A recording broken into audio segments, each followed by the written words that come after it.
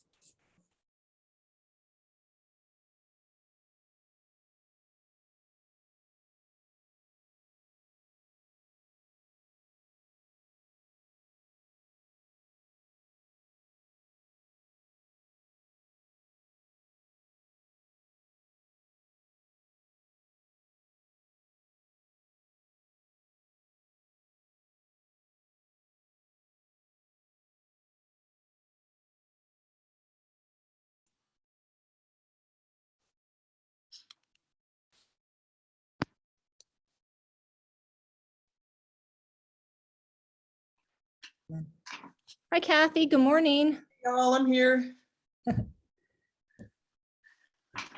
Let Hope you it's in. still- We've got some people in the waiting room that I'll let in, when this begins, but Yeah, I just wanted to confirm that I'm here and I'm ready to go for the Great. most part.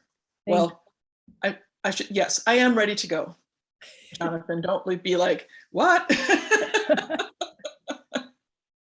Anyway, so thanks for setting up the Zoom option to join. It's I don't know. In my old age, I'm being extra cautious. no, Overly- yeah, that's a good idea. And I don't think we'll have too many people in the room here. It's just so much Yeah. more convenient anyway. And that way Jonathan can take his mask off, and it's a little Yeah. better too. Okay. Yeah. Video is coming out here. So is he there? He's there in the room with you, right? I presume. Yeah, he's setting up right. With the projector, it Right. doesn't seem to let me. So I'm probably going to just turn my camera off while Yeah, the that's fine. presentation is going, if that's okay. All right. I just wanted to let you make sure that you knew Thanks. that I'm here and Okay. I'm ready and I'm Okay. plugged in and it's all good. Okay. Right. We'll get him set right. up here then.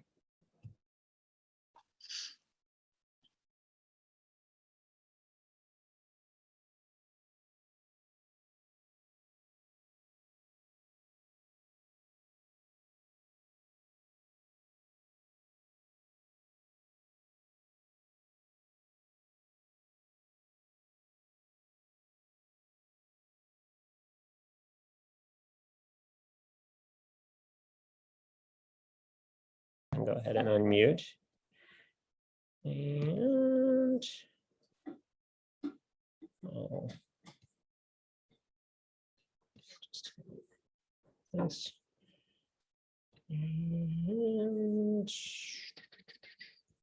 And still, I'm like not good at navigating the whole like Yeah. all this extra stuff on the is that screen. present It's open yeah, it somewhere? like Oh, there it hides. is. It's Hiding, inevitably hiding whatever I need to see.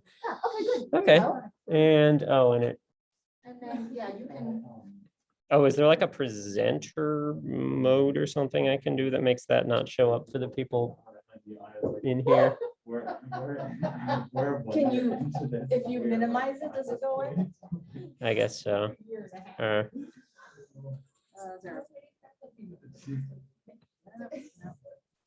If you minimize and just drag it all the way down. I don't know. Yeah. And I think you can close this too, any of these little messages, because Okay. I'll let them all, yeah, that looks good. Yeah, we. That way you can pop that open then when it's question time, Yeah, so people can see you and you can see. and this them. won't be like in the, it's showing up here, but it won't Yeah, show up won't on be in the anybody recording. else's Okay, device. yeah, right, because We can have a, they can figure out their. let's see what, Thanks for coming, Carrie. Well, I mean Kyle too, but no, so supportive. trying to think what corner I'm least concerned about accidentally covering something. Right. I'll just pop it down here. Okay. Okay.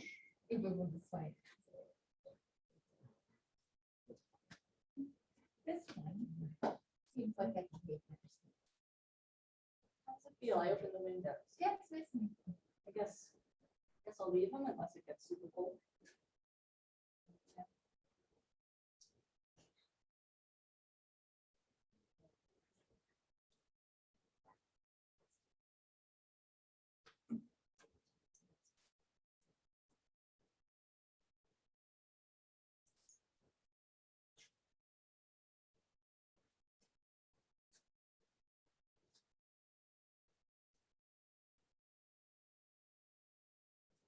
It's nice to see Kathy briefly.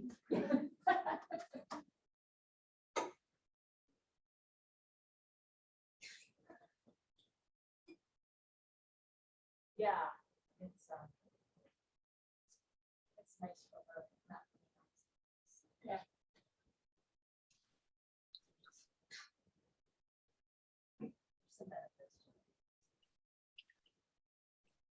And I mean, so much of this, they've done a really good job of with the workflow and everything, having now gone to completely online. It just makes it so much easier to work around, like you have an external and they can't make it in. It doesn't put a kibosh on going forward. It really wasn't all that long ago when we required hand, like pen and paper signatures from all members, and now we've gone to, you don't even have to be in the same country. Yeah, I know, even at the start of COVID, I remember somebody bringing me a hard copy. Yeah. Leave it in your mailbox, and if you can come in and get it, Right. or scan, I scanned it, could email it, but it's still like I had to print it and sign it. It wasn't an electronic. Right. Come a long way. Yeah, it shouldn't have taken. It shouldn't have taken a pandemic. But yeah.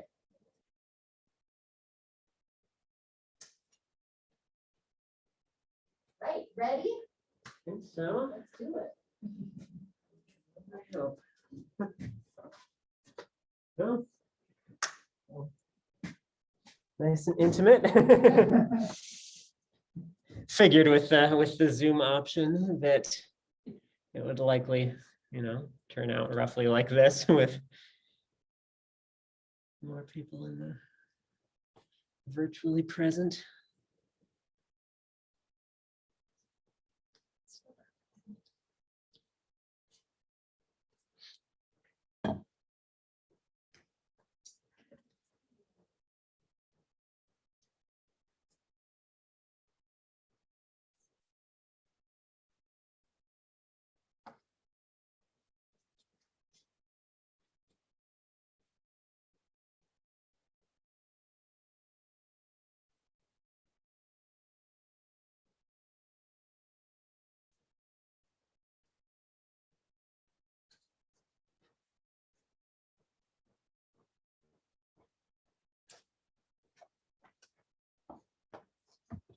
Good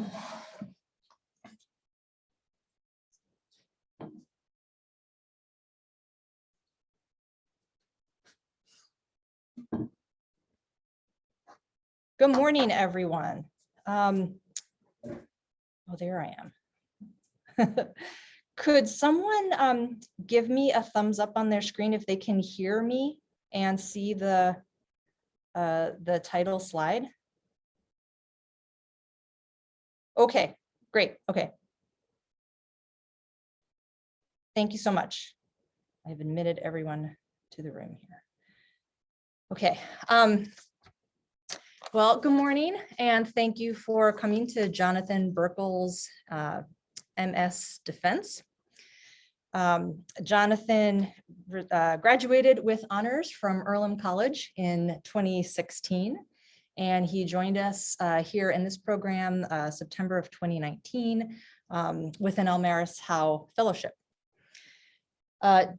Jonathan has had a lot of field work, research, and other work out in the field experience in places like Nevada, Colorado, and a couple places in New Zealand.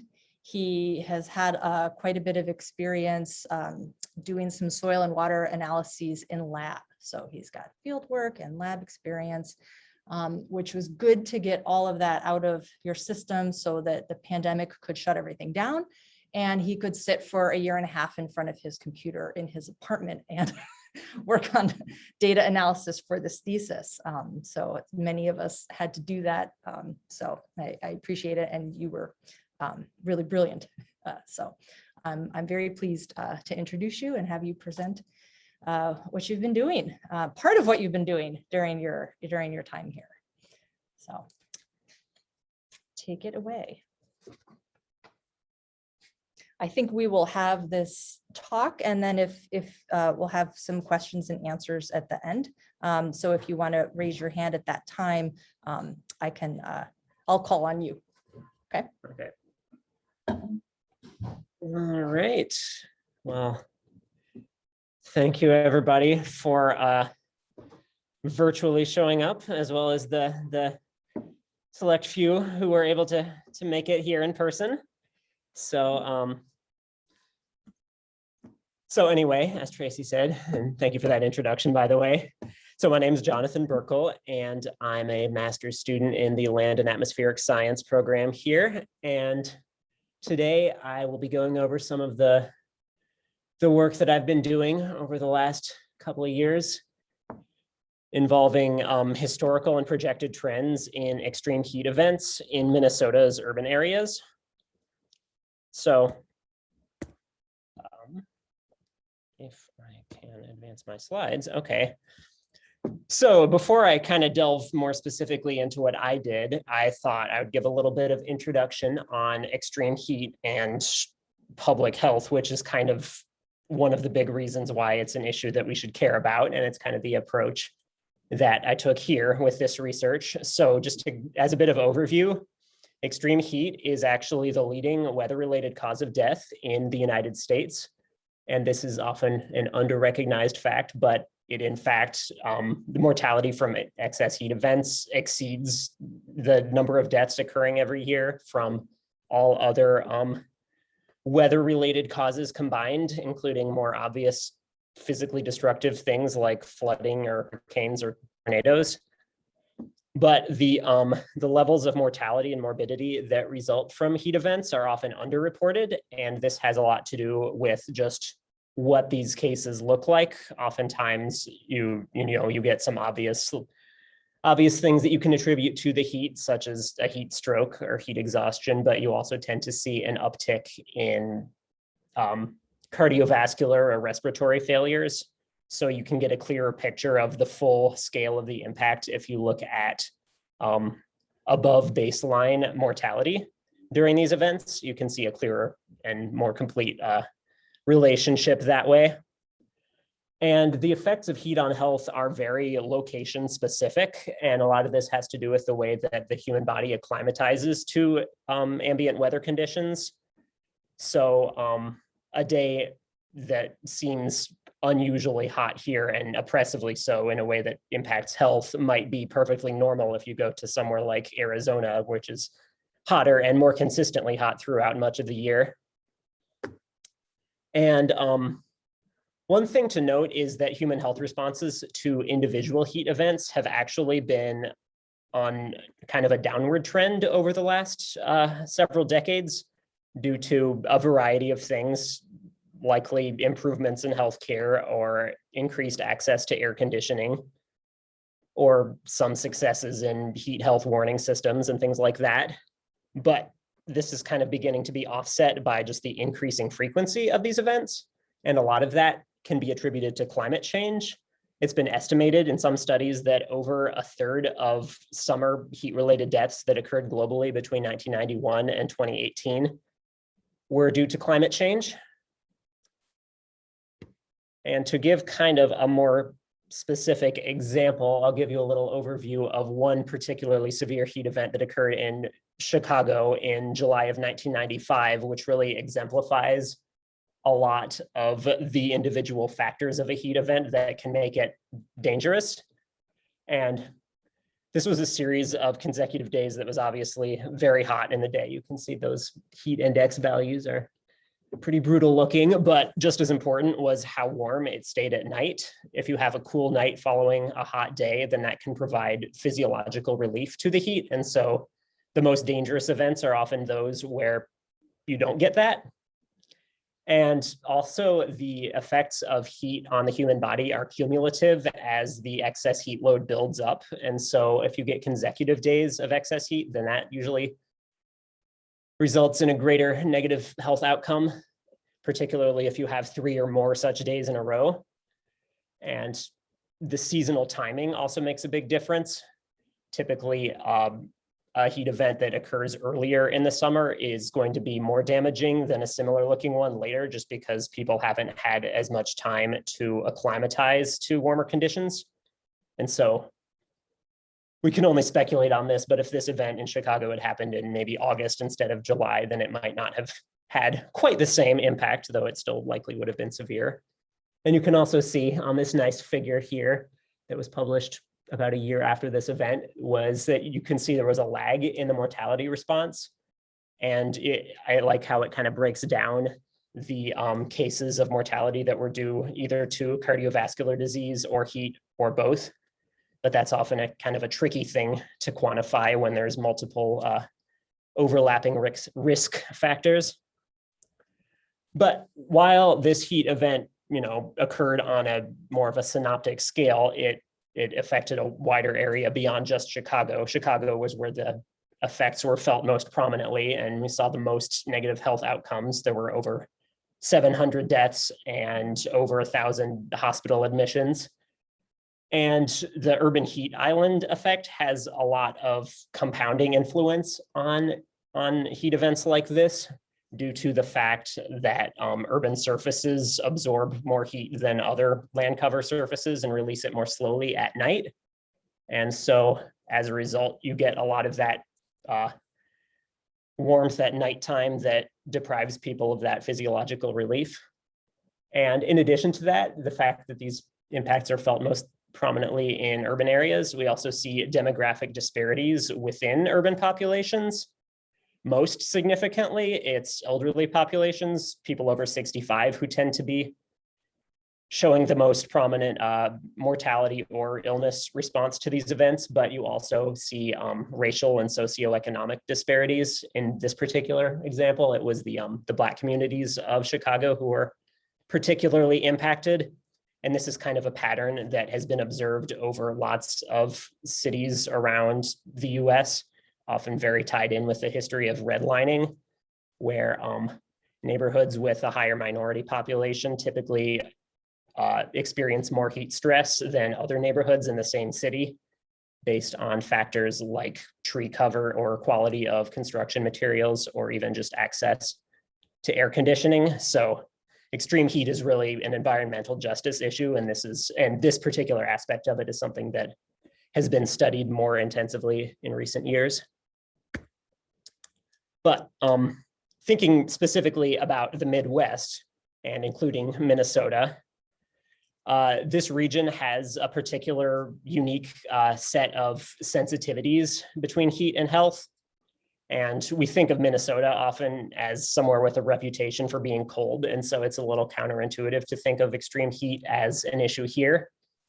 But in fact, the inconsistency of the climate here is one of the things that makes these events more damaging when they do happen. We kind of are in a region that's at the intersection of tropical and polar weather regimes influences throughout most of the seasonal cycle. So we have a lot of intraseasonal variability. Our summers are not as consistently hot as somewhere further to the south or southwest. And one thing that's been observed in other studies, particularly in the Midwest, but also beyond it, is that in the later parts of the 20th century, there's been a trend of warm and humid conditions replacing cooler and drier days, which have become less frequent. And while this heat event in Chicago in 1995 was unprecedented at the time, it's been projected that under a moderate greenhouse emissions scenario, we might get events like that in the future up to once every other year, or under a higher emissions scenario, it might even be 3 times per year on average.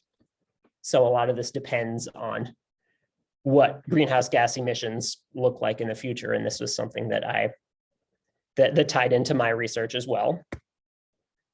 But kind of as an important predecessor to the research that I was doing was this paper that's currently in the review stages by Stefan Lees and several other members of our department, including Tracy, who have been doing some downscaled projections of the Minnesota region covering different portions of the 21st century. So these are climate models that have been derived from are forced by general circulation models that cover the entire globe, but at a much coarser spatial resolution. A grid cell in those models typically is on the order of 1 or 2 degrees of longitude and latitude. And this downscaling improves that spatial resolution so that the grid scale is about 10 kilometers.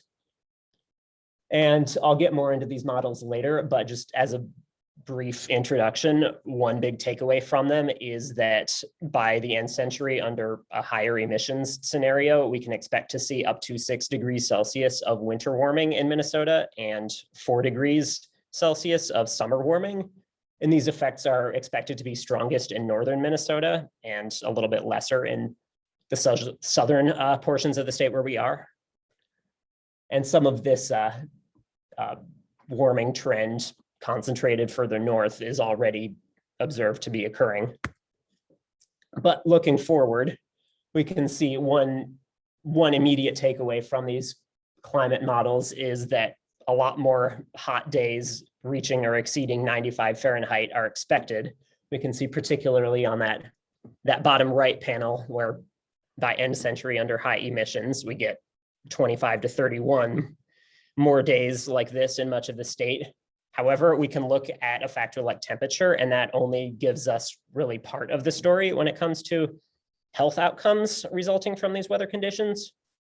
What's more helpful often to do is to look at weather situations rather than just individual weather elements, because the human body experiences a lot of different factors all at once as an ensemble. So that includes temperature, humidity, cloud cover, incoming solar radiation, wind speed, a whole variety of factors. And so if you take all of those and you synthesize them together, you can identify different categories of air masses.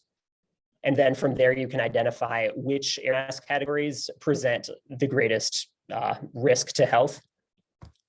And there's various ways of doing this, but the one that was employed in this study was the spatial synoptic classification, which kind of divides things into 6 primary categories of weather conditions. There's 3 moist types, which generally form over the ocean, and then 3 dry air mass types, which form over different continental regions. And depending on where that is, you can get polar or moderate or tropical air masses. And typically it's the dry tropical and then the moist tropical plus, which is sort of an extreme subset of the moist tropical air mass that present the greatest health risk in the Midwest and elsewhere.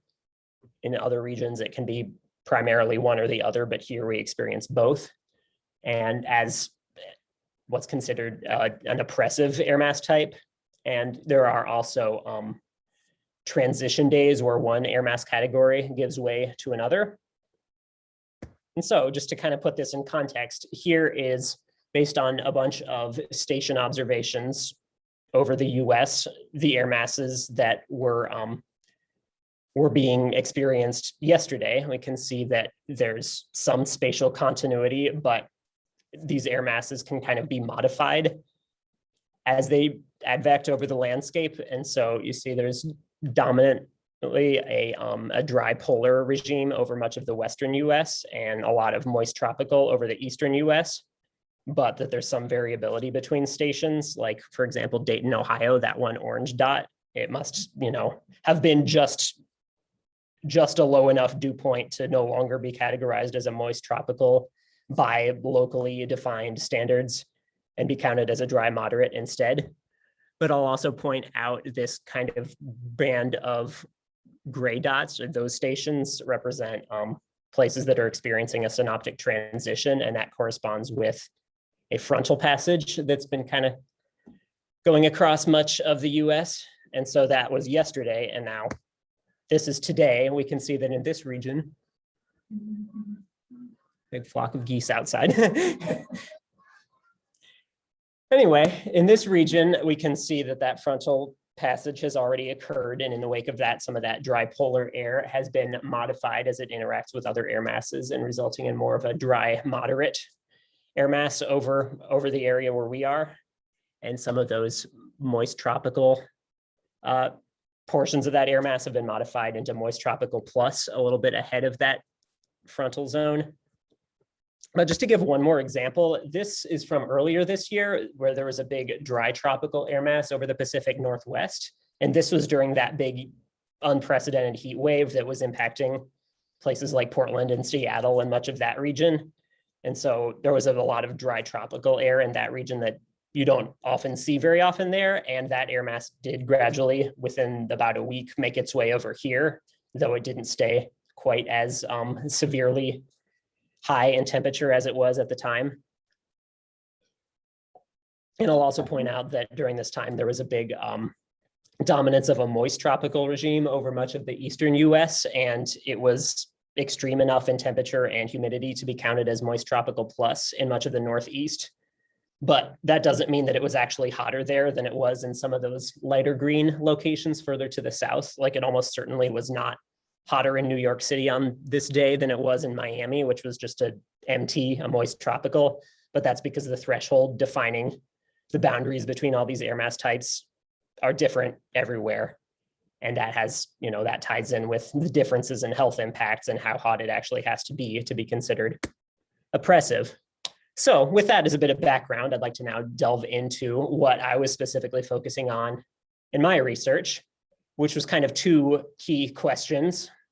First of all, I wanted to know how have Minnesota's urban areas historically been experiencing heat events? And this involves things like changes in the frequency and character of oppressive air masses, as well as other air masses that may give other climatological indications of changes occurring. And I also looked at consecutive episodes of these oppressive air mass types and the differences in these trends between cities across Minnesota, as well as some distinctions between urban and rural sites. So that was kind of the first area that I addressed. And then second of all was a big question: what future changes can be expected as we look at these climate model outputs? So are these historical trends expected to continue or be amplified going forward, or are new changes entirely expected to emerge? And if these changes are occurring, what kind of magnitude can we expect from them, or the timing throughout the 21st century? Or how much do these changes depend on whether we have moderate or high greenhouse gas emissions in the future? So first of all, looking historically at Minnesota, I looked at 4 main urban sites in this analysis, which were Minneapolis, Rochester, Fargo, and Duluth. Fargo, of course, is slightly over into North Dakota, but these represent the 4 largest metropolitan areas, either in or partially in Minnesota. In the case of Fargo, it's Moorhead on the Minnesota side. And these were also 4 of the largest sites in Minnesota or adjacent to Minnesota that had their own individual spatial synoptic classifications available over time over the period of record that I was analyzing, which was 1948 to 2019. And so I downloaded weather records for all these sites from the Midwest Regional Climate Center. And from these urban sites that included hourly air temperatures and dew point temperatures. And then along with each of these 4 urban sites, I paired them to rural sites that were nearby, and those only had daily maximum and minimum temperatures available over that period of record. But these were essentially chosen to be far enough away from these urban sites that they would be presumably outside any potential urban heat island influence, but also close enough that we could assume that they're experiencing the same air masses on any given day. And so from all these weather records, I focused specifically on events during and patterns during May 20th to September 10th to kind of represent my summer season. And those dates are a little bit arbitrary, but it was intended to cover the main 3 June, July, August months with a bit of extra margin on either side. So just looking at these 4 urban sites and the individual air mass patterns they have over the seasonal cycle, we can see that there's a lot of similarities, especially between Minneapolis and Rochester. Those 2 lower figures for the 2 southern sites look nearly identical, but one small but important thing to note is that little dark green sliver of the moist tropical plus, which Minneapolis experiences more of those days than Rochester. And that may be partly because of Minneapolis's greater urban heat island influence that's likely warming days that would otherwise be considered just moist tropical. But if you compare those 2 to the 2 northern sites, you can see that both Fargo and Duluth have a lot more presence of the dry polar air mass throughout the year, including in the summer. But in other regards, Fargo was a little bit more closely resembling the 2 southern cities when it came to the partitioning of the moist categories of air masses. We can see that Fargo has a lot more summer MT presence and a lot less MP or moist polar presence during the summer. And one thing I'll note is that these figures represent average seasonal cycles, but the variability of how these patterns look from year to year can be quite variable. So, but just to kind of give an example, give you a little context for Minneapolis specifically, these are some kind of descriptive statistics of what these air masses actually look like as they are experienced here during the summer, during that summer season that I mentioned. So I focused in this study mainly on 4 air mass types, which were the DP or dry polar, and then dry tropical, moist tropical, and moist tropical plus.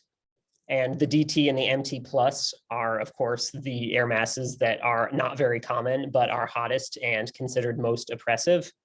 And then I also looked at the broader range of moist tropical days that fell short of the MT plus designation, because sometimes even the hotter subset of those that aren't quite counted as MT plus can still have above average mortality outcomes. And DP is kind of one of the cooler air mass types that represents the cooling relief that you can get during the summer, but it's only one of several air mass types that can fulfill that role. The moist polar days can sometimes actually be even colder, but there's some precedent in previous studies of using DP kind of as one key example of patterns in cooler days. And so I looked at the frequency of these air mass types. As we can see, MT is pretty common in the summer. DP is relatively uncommon compared to MT, but still you get much more of them overall in an average year than either the DT or the MT plus. And then from there, I focused specifically on air mass air temperatures and dew point temperatures at 3 a.m. and 3 p.m. to kind of represent the diurnal cycle. So one key thing that I found that was pretty consistent across these sites was an increase in the frequency of moist tropical days in all 4 cities. And typically this accompanied a decrease in the frequency of DP days. And we can see Minneapolis and Duluth are particularly good examples of this, where the proportions between the frequencies of these days are different. DP is a lot more common in Duluth than here, but that increase in one and the decrease of the other occur in both. And Fargo had a little bit less of a significant decrease in the DP frequency, and there was essentially none in Rochester. So these trends don't look exactly the same. There's some variability across the state in what air masses each of these locations are experiencing, but largely due to just the fact that neither MT plus or DT are very common here. There weren't any significant changes in the frequency of those air masses.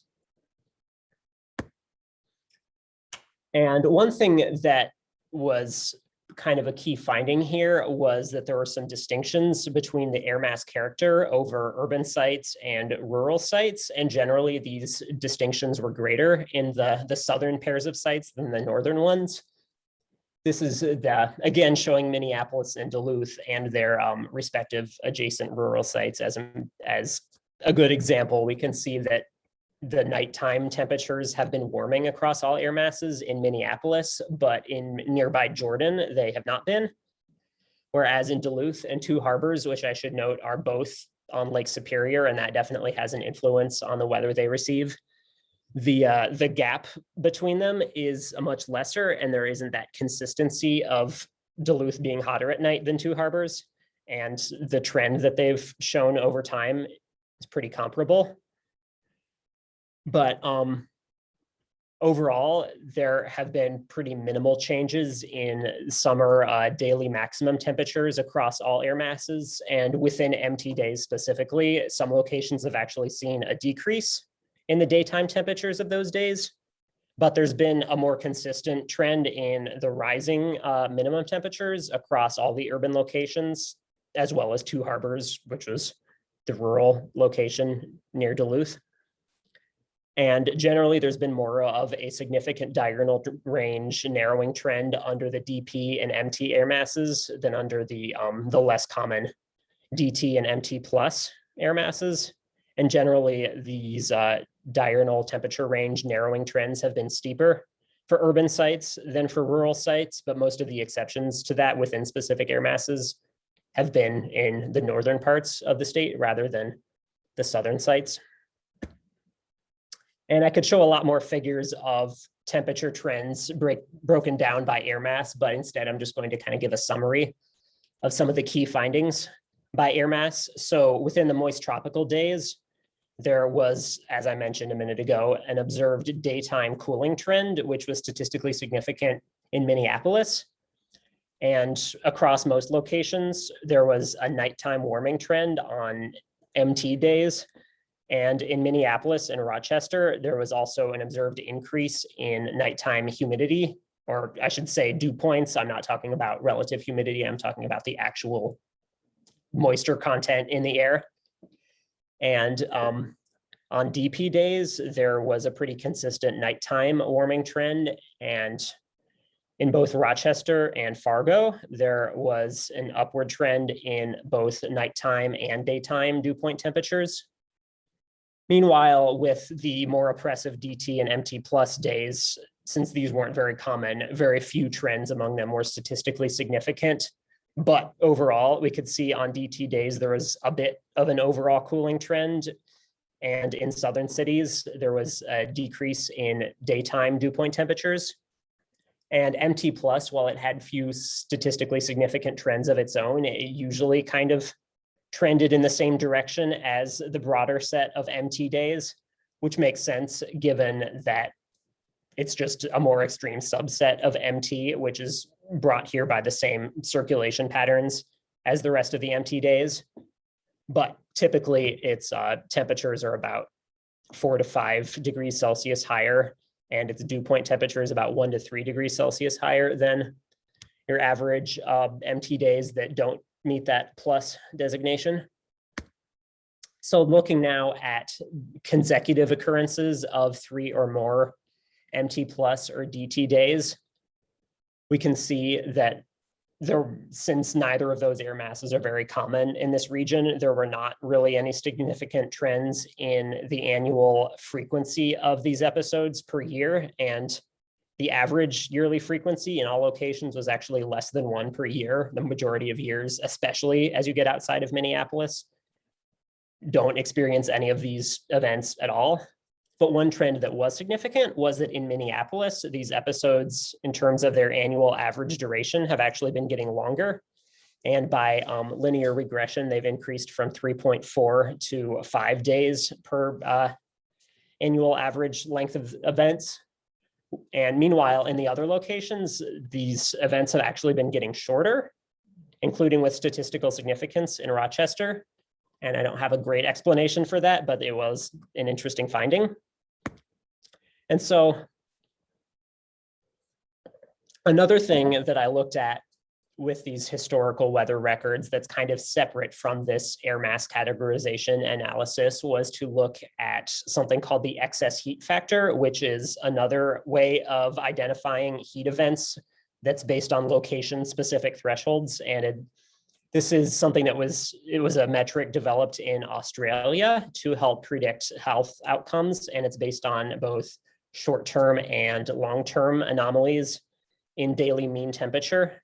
So essentially it's the product of 2 factors where, first of all, you look at whether your average daily mean temperature over a 3-day period exceeds your 95th percentile daily mean temperature for that location.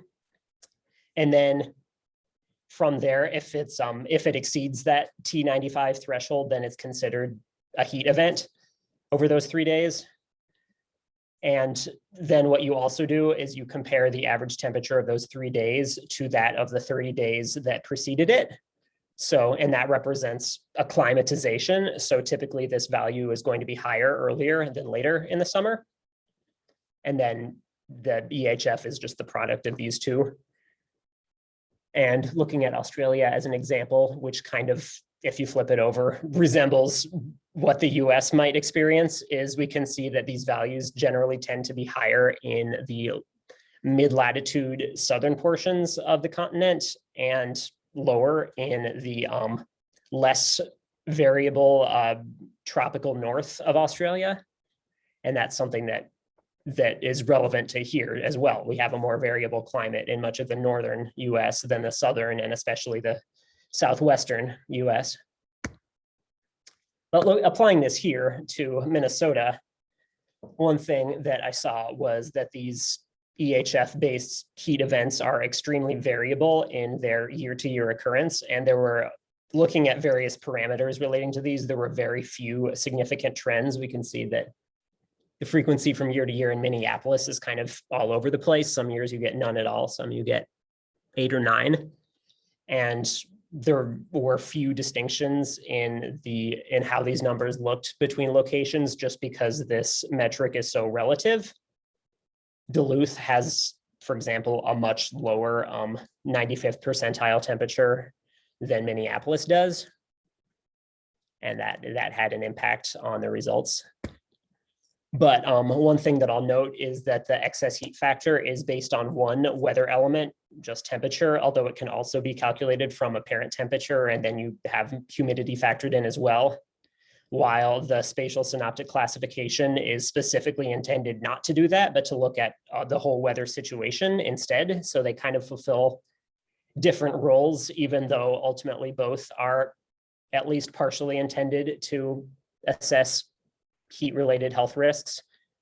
And one thing that's nice about the EHF is that consecutive day behaviors are built into it, since it looks at 3-day periods. And so this allows it to capture longer events that might not count as consecutive MT plus or DT day episodes, where you might have like an MT or a DM, dry moderate day, interrupting some of those consecutive days. And historically, keyword historically, neither of these measures of multi-day events really resulted in many statistically significant trends.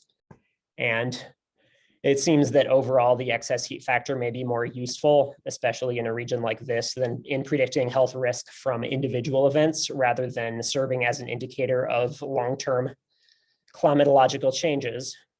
But speaking of long-term climatological changes, that kind of brings us to the next portion of the study and what future changes can be expected in Minnesota. So going back to these downscaled climate models for the Minnesota region that I mentioned earlier. So again, these were derived from 8 general circulation models covering the whole globe. And these were dynamically downscaled through the weather research and forecasting model. And there were 4 different climate scenarios that were simulated by these, and they covered different portions of the 20th and 21st century. So we had a historical simulation, which allows us to see how well the models actually replicate what actually happened during the period of 1980 to 1999. And then we had one mid-21st century scenario under the RCP4.5 scenario, which represents moderate emissions. And this covered the period of 2040 to 2059. And then we had 2 end century scenarios covering 2080 to 2099 under RCP 4.5 and RCP 8.5, or moderate and high emission scenarios respectively. And the reason for this is that by the end of the century, those 2 scenarios are expected to diverge a lot more in how things look across the globe, more so than they do in the mid-century timeframe. So we didn't have 2 simulations of that. But the HIST mid and 4.5 and end 8.5 are just how I'll be abbreviating those simulations on some future slides. So one thing that's important to note was that these model outputs, after being downscaled, were bias corrected. So a linear scaling was applied to temperature and precipitation to bring the monthly mean values for these to match gridded climate normals. So if we have a certain grid cell covering one little piece of Minnesota, and we know how much precipitation is expected in an average June, or what the average June temperature is there, then we apply this linear scaling to bring each model to match that, so the average is the same. But importantly, this was only done for temperature and precipitation and not any other variables, just due to limitations of data from the gridded climate normals. But then these same corrections were applied to the future scenarios as well, with the assumption that any model biases that were present would remain equally present in future scenarios. But as we can see, there was still divergence in the models and the monthly temperature averages that they produced that got bigger as we get further into the future. And that's why we, instead of looking at just one model or a couple models individually, instead, what's conventional to do is to look at a multi-model ensemble, which replicates historical conditions and therefore presumably future conditions more accurately than any individual model would. So just to kind of illustrate the actual scale of the grid cells, this is kind of what that looks like superimposed over Minneapolis and St. Paul.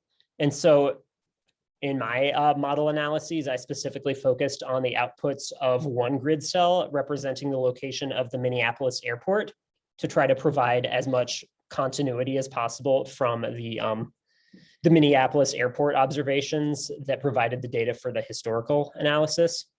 And I just focused on this one location in this portion of the study rather than attempting to do the same across the other 4 urban locations. So basically what happened is we took a variety of meteorological variables at regularly spaced 6-hour intervals from this grid cell, and that included temperature, dew point temperature, and horizontal wind vectors. And these were fed into the algorithm that produces the air mass classifications, which assigns a category to each day. And this algorithm also required pressure and cloud cover, but we didn't have those directly available. They weren't saved from the model outputs that we had available, so they had to be recalculated in the form of daily means. And this matters for pressure because this meant that we couldn't assign transition days because those are reliant on pressure changes throughout the course of a day in order to recognize when a synoptic transition is occurring. So as a result, we can kind of compare the seasonal cycle of air mass frequency over Minneapolis and compare the station observations over the period of record to what the multi-model ensemble produced. And most obviously, we see that the TR, the transition days, were missing from the multi-model ensemble for reasons I just described, but that there were some other discrepancies as well. We saw an overrepresentation of certain air masses, mainly the DT, MM, and MP, and then an underrepresentation of the frequency of other air masses, especially the DP and the MT plus. But in addition to just the overall frequency, we can also see some changes in the seasonal timing of when these air masses are most prevalent. Typically in Minnesota, you see the greatest number of DT days in the spring and early summer. And then you see a bigger peak in MT and MT plus later in the summer, but those two essentially switched in the multi-model ensemble. And that we think likely has to do with the fact that while temperatures were bias corrected, the dew points or humidity were not able to be bias corrected. And so we saw a bit of a model bias toward greater dew points in June and lower dew points relative to observations in July and August. I looked specifically at those 3 months, but we can see that that difference in humidity likely had an influence on what air masses the what categories the SSC algorithm produced for each day over these months. So with an acknowledgement of the fact that the model represented historical conditions imperfectly, we can kind of go from there with that acknowledgement and look at the differences between the model scenarios in the frequency of these selection of air masses going forward. So one of the most obvious takeaways here was an end century emergence of dry tropical as a pretty dominant summer air mass. It actually entered the top 3 most frequent air masses by the end of the century. And in an average year, in either end 4.5 or end 8.5, it's expected to remain less common than MT, but be more variable in its frequency between years as well as between models. If we look at those 2 most extreme examples under end 8.5, where we got over 90 DT days in one summer, which basically means a summer of almost nothing but DT. Those, in fact, came from the same model. Those were from the MyRock 5, which is a model noted for being particularly hot and dry. And so this is why we look at the multi-model ensemble and look at the overall trend across all of them. And one thing that we can see here is that MT's greatest frequency increase is projected to occur by mid-century and then not really get much more frequent than that between mid and end century. And the seasonal distribution of MT days is expected to widen, but continue to peak in June, which is a little bit earlier than in observations where it tends to be most frequent in July and August.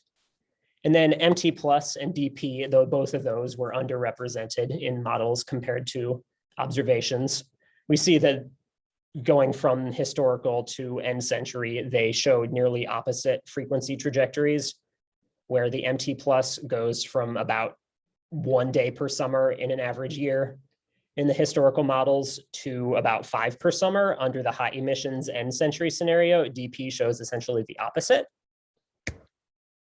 And one thing that we want to know is how warm are these air masses going to be during the day? That's one of the most obvious things to think about. And we see that the trends in between air masses are not uniform, just as they haven't been historically.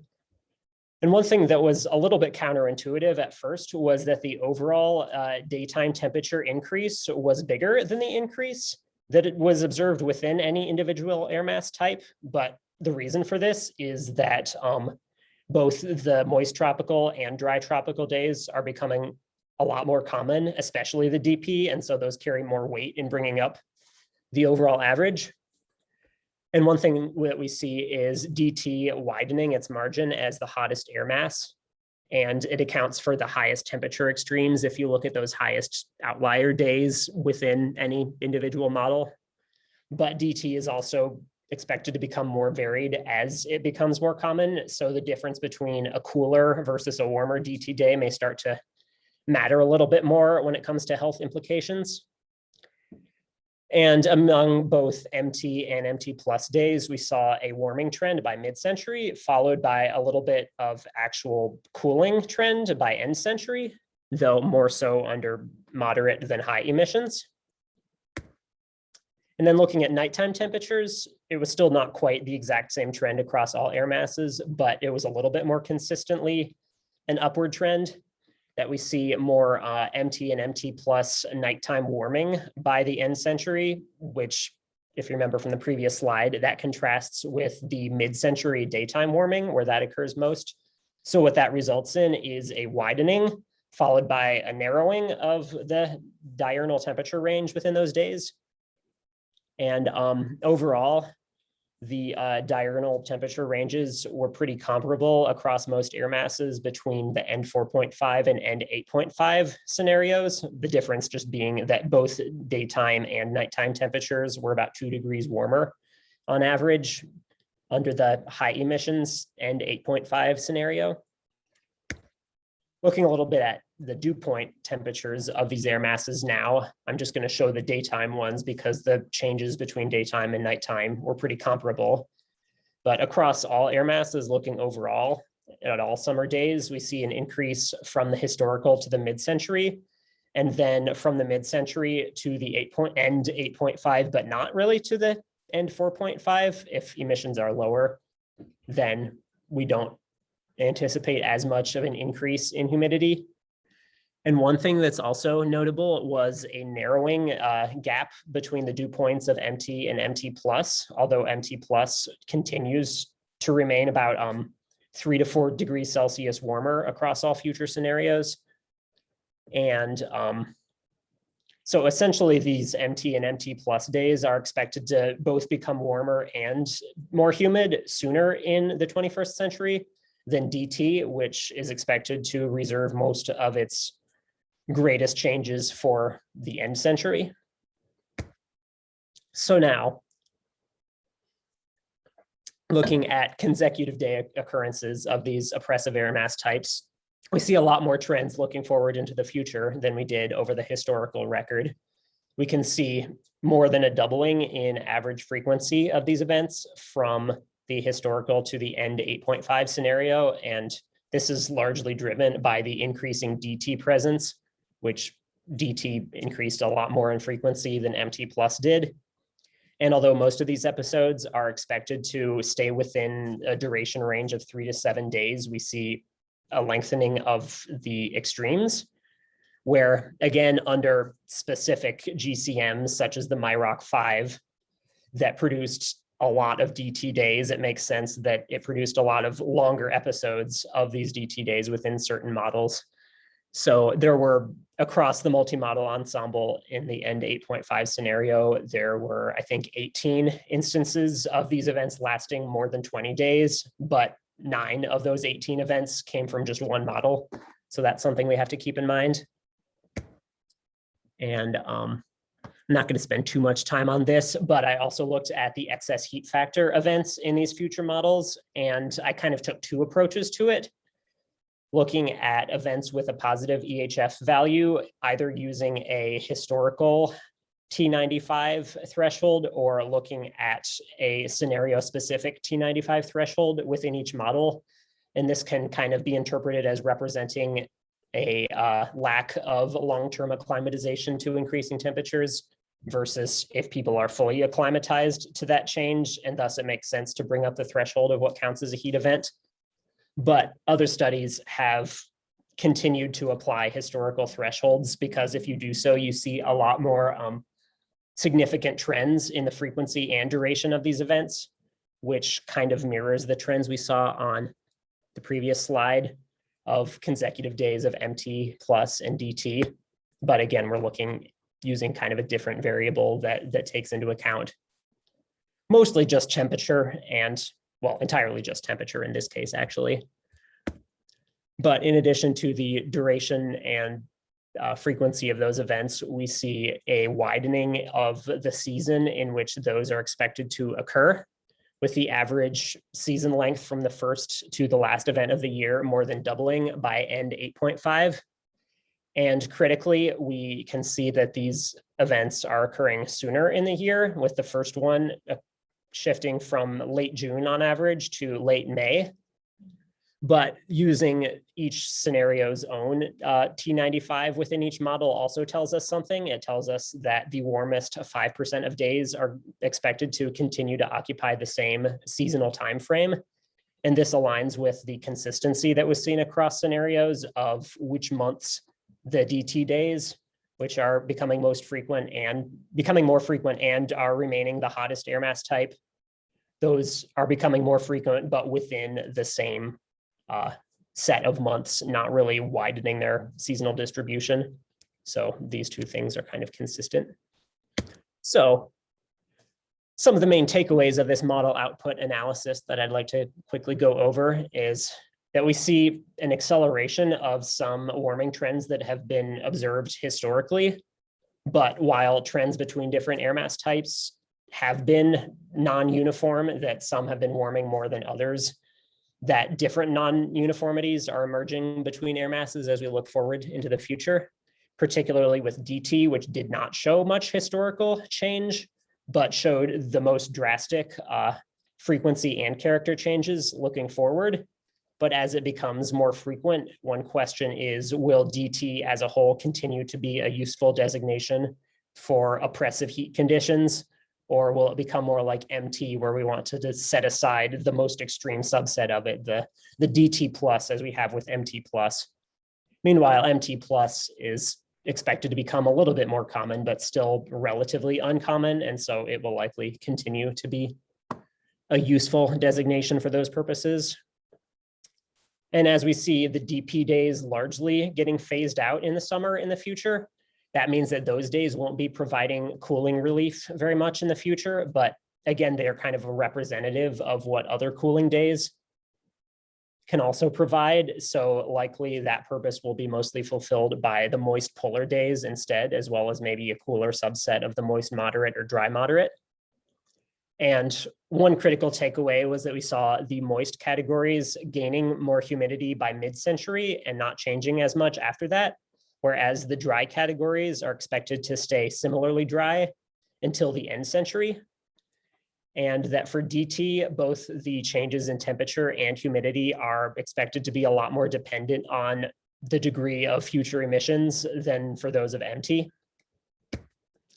And thinking about the mid-century MT and MT plus, it was sort of a counterintuitive finding of seeing an increase in humidity, but not much nighttime warming. Those are typically things that are expected to occur together, and both are associated with negative health outcomes. But by end century, it's a little more clearly like not a good sign for health when we get warmer nights and greater humidity. But it does bring up the question of how different might these results have looked if humidity had been able to be bias corrected along with temperature.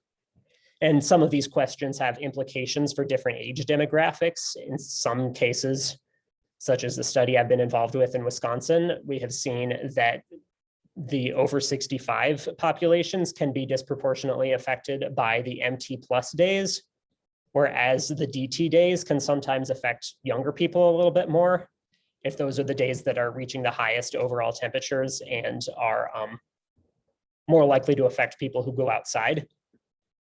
And then, of course, as I mentioned, there's the uncertainty of how much the Minnesota population will acclimatize to climate change and this warming trend in the long term. We have seen that people can acclimatize seasonally to a warm season in the year, but how that concept transfers over is something that some people are addressing, but there aren't really any clear answers, but it's definitely something worth thinking about. But to kind of wrap things up, The model output analyses that I performed focused pretty specifically on Minneapolis, but they do reflect a wider warming trend that's expected from other studies across the Midwest. And similar study that I did with Minneapolis could be extended to other locations within Minnesota, especially those urban ones that I mentioned earlier on in the historical analysis. And this information can prove to be really useful for location-specific evaluations of the relationships between heat and health. They can aid in the creation of predictive algorithms for mortality during heat events, and they can help quantify demographic disparities in health outcomes. But while it's proven tough to even just retroactively predict past mortality based on these parameters, it gets even more complicated as you try to predict future mortality. But a big takeaway is that heat-related deaths are preventable, and that things like heat health warning systems or various urban cooling solutions can help, but they need to be properly targeted. And that requires an evaluation of who is most vulnerable, demographically speaking, and under which conditions, what days is the vulnerability greatest. And so this is the kind of future study that the findings from my analyses is hoping to inform. So thank you all for listening. And I'd like to acknowledge my committee members, Tracy Twine, Peter Snyder, and Kathy Klink, as well as Stefan Leese, who did a lot of the downscaling work that supported the model outputs that I used in this study, and Scott Sheridan, who produced the future spatial synoptic classifications from this model data. I'd also like to thank Larry Kalkstein, Elizabeth Berg, and the Wisconsin Heat Health Network for giving me the opportunity to be involved in some of their work looking at heat and health in Madison and Wisconsin. And a lot of that study has kind of informed some of the directions that I took with this work. And I'd like to thank the LAAS faculty and graduate students as a whole for providing a supportive atmosphere. And lastly, the Raymond Almaris and Howe graduate funds for supporting my research. So thanks everyone for listening.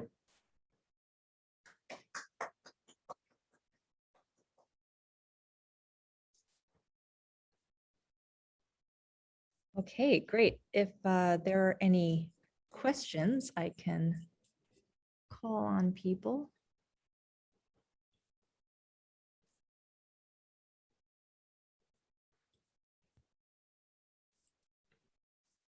Tracy, I have a question. This is Fabian. Can you hear me okay? Put any in I the can't control the volume on my device while it's projecting. Maybe I will disconnect the okay. projector. Can I just unplug it? Is that okay? I think that gives me more control that way. Sure. Okay. Okay, great. And now I can see more of the gallery of people here. I'm no longer sharing. Can either raise your hand or add a question in the chat. I can see the chat here. Let's see, there's a hand. Fabian. Hi, can you hear me okay? Yes, I can hear you better now. Thank you. Very nice presentation. I just have a question about, trying to curve some of these things that you're seeing in terms of heating in specifically here in Minneapolis. Are the cities having like plans to improve infrastructure or create ways to kind of mitigate some of these increases in extreme heat? Yeah, I know there's some plans in place, but I can't tell you the specific details of what's already planned for Minneapolis or the Twin Cities in particular. But I know that there's been some interest in taking some of the measures that have been taken in other cities, especially like in Los Angeles. There's been a lot of focus on planting trees and looking at the albedo of urban surfaces and how those can be improved to mitigate some of the oppressive air mass types that occur over the city and sort of transform them or modify them into more benign air mass categories. which can be done through those types of urban surface modifications. But what some other studies have found is that those tend to work best, as I said, if they're kind of targeted towards specific parts of the city or specific populations that are most vulnerable. So I know that not a whole lot has been specifically done closely resembling that here, but I know there has been some interest in similar projects going forward, and a lot of other similar work is occurring in other cities across the US and globally, using some of these parameters as to inform some of those efforts. Great, thank you. Thank you. Okay, great. Well, I don't see any more hands or questions in the chat, and we are out of time. So I just wanted to thank everyone again for joining us, and have a great day. Thank you all for listening.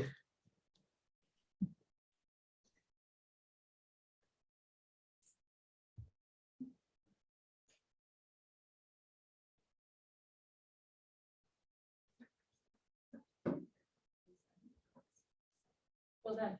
Thank you.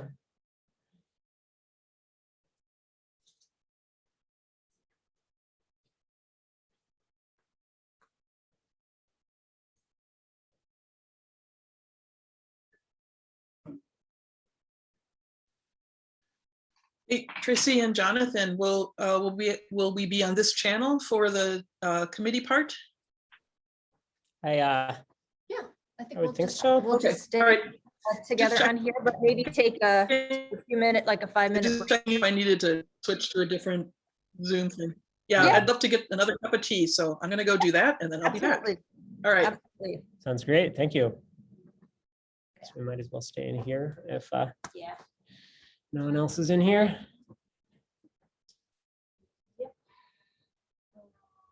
So do we want to like, no? To the bathroom. Yeah, I'll probably do that too. Yeah, so like at 10:40 Okay, probably. sounds good. And will this start with like the three of you talking and then I kind of rejoin, or is that? Okay. I didn't know if I like came in and out a couple times as sort of the, Yeah, no, we'll all start together and then I'll send out. okay, then sounds I'll- great.